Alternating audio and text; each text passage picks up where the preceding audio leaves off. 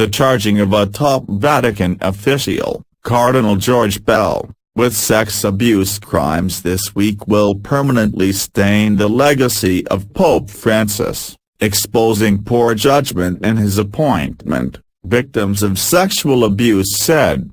Francis' appointment of Pell, dogged for many years by victims' allegations that he shielded abusers and had himself molested two young boys in the 1960s, underscores a lack of sufficient vetting for top Vatican posts, Vatican sources said.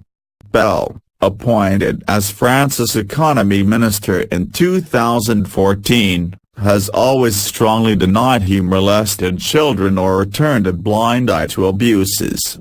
On Thursday, Australian police charged him with historical sex crimes after a 2-year investigation.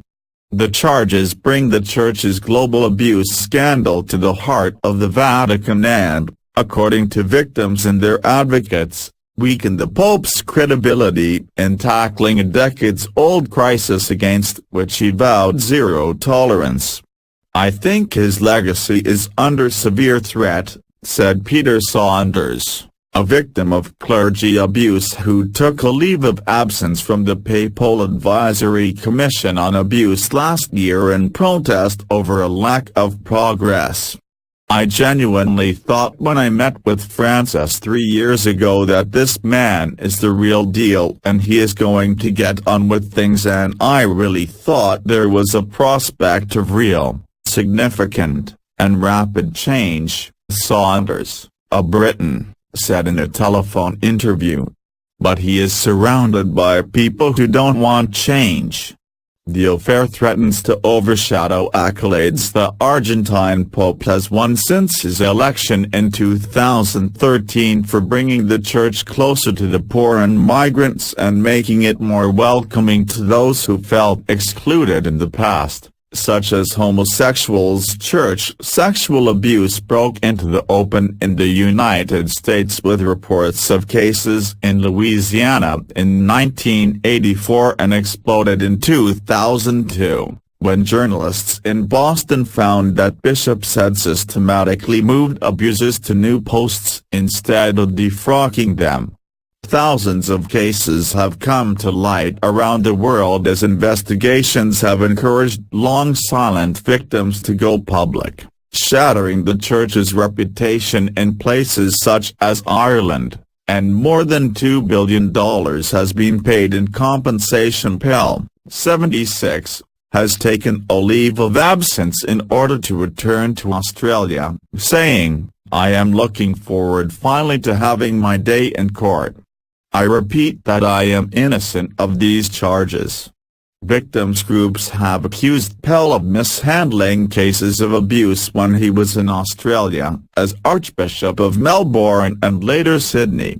Pell told an Australian inquiry last year that the Church had made catastrophic choices by refusing to believe abused children, shuffling abusive priests from parish to parish, and relying too heavily on the Council of Priests to solve the problem. He denied involvement in any cover-up. Australian police did not detail the charges or specify the ages of the alleged victims or the period when the crimes were alleged to have occurred. Pell was ordered to appear before Melbourne Magistrates Court on July 26. Marie Collins of Ireland, another non-clerical member of the Vatican Commission Francis established in 2014, and also a victim of priestly abuse when she was a child, quit in frustration in March, citing a shameful lack of cooperation within the Vatican.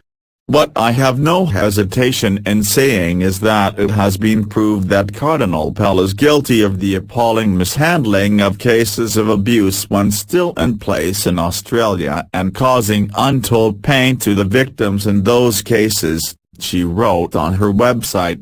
The fact that Cardinal Pell was appointed to a very senior post in the Vatican rather than having to face any sanction for his mishandling of abuse cases was a slap in the face to all those he had let down so badly, she wrote.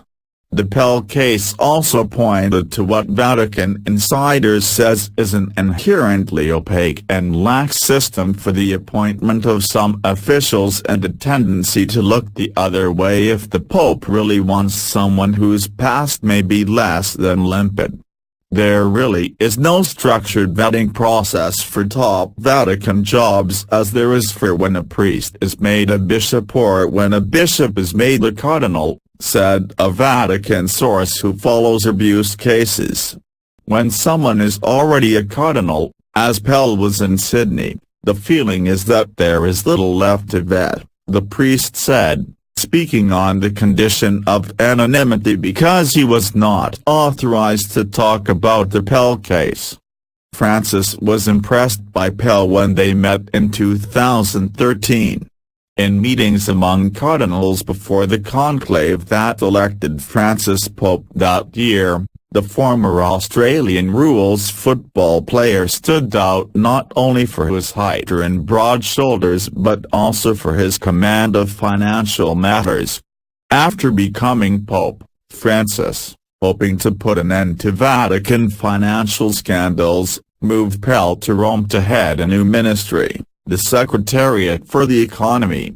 More than a decade earlier, in 2002, Pell, the then Archbishop of Sydney, faced an internal church investigation relating to allegations that he had molested two boys at a holiday camp in the early 1960s when he was a trainee priest.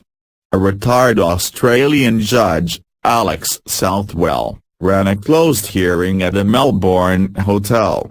He wrote in his findings that the alleged victim appeared to be telling the truth but that there was no evidence to substantiate it.